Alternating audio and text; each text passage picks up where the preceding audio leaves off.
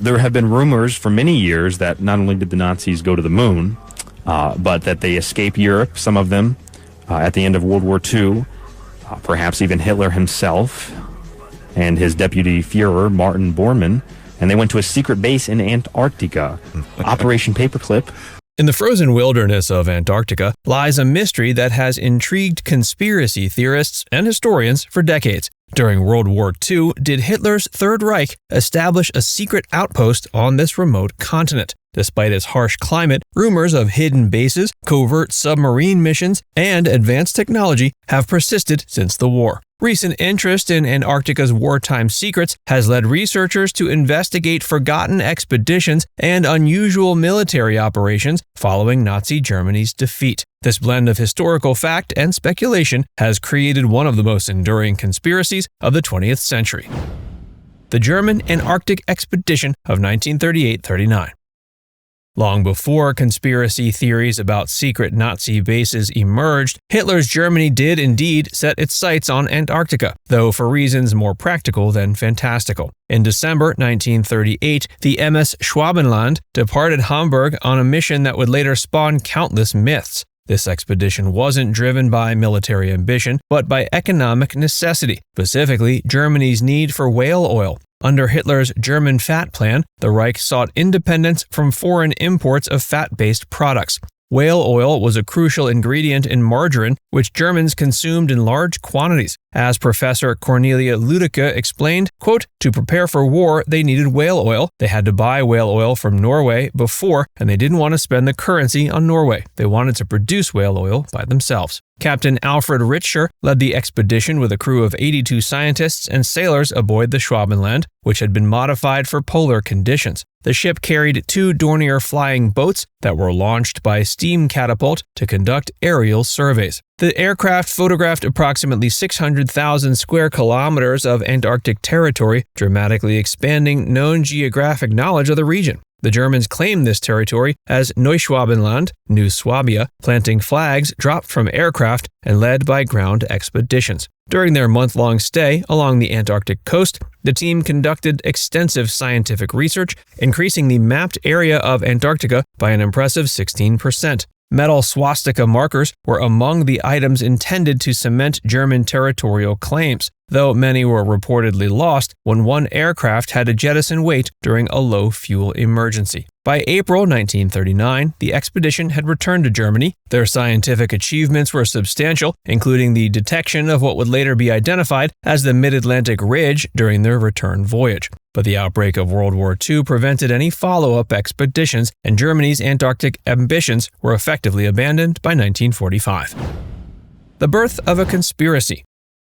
Mysterious German submarines U-530 and U-977 that unexpectedly appeared and surrendered in Argentina months after World War II had ended in Europe.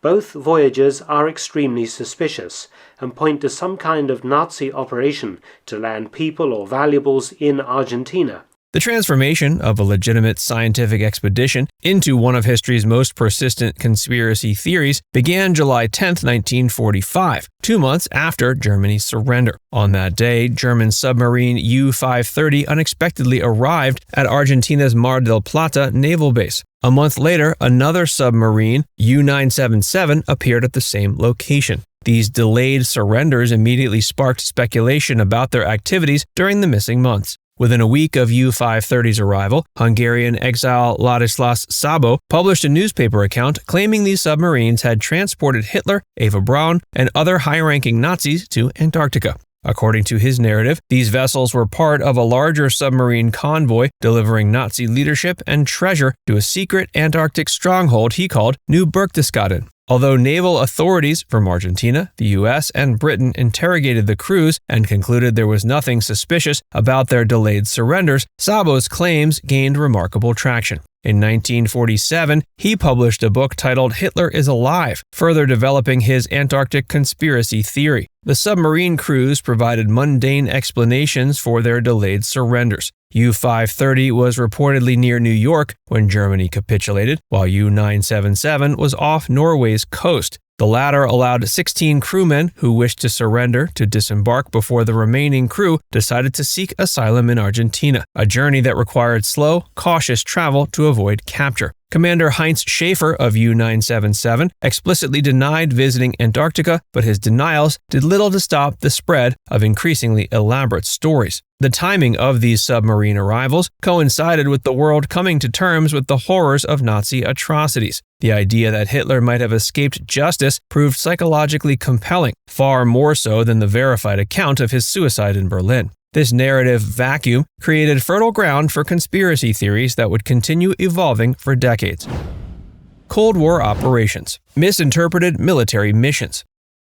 As conspiracy theories about Nazi Antarctic bases gained momentum through the late 1940s, several legitimate military operations in Antarctica became entangled in these narratives. These actual expeditions, Operations Tabarin, High Jump, and Windmill, have been repeatedly mischaracterized as secret missions to confront Nazi holdouts. Britain's Operation Tabarin began in February 1944, while World War II was still underway. Its primary purpose was to establish a British presence in the Antarctic Peninsula region to counter competing territorial claims from Argentina and Chile, who were both friendly with Germany. Small bases, housing between 4 and 9 men, were established, collecting scientific data while monitoring potential German naval activity in southern waters. After the war, this program evolved into the Civilian Falkland Islands Dependencies Survey, later becoming the British Antarctic Survey. More significant to conspiracy theorists is Operation High Jump, the largest Antarctic expedition in history. Launched by the U.S. Navy in December 1946, it involved 4,700 personnel, 13 ships, and 33 aircraft.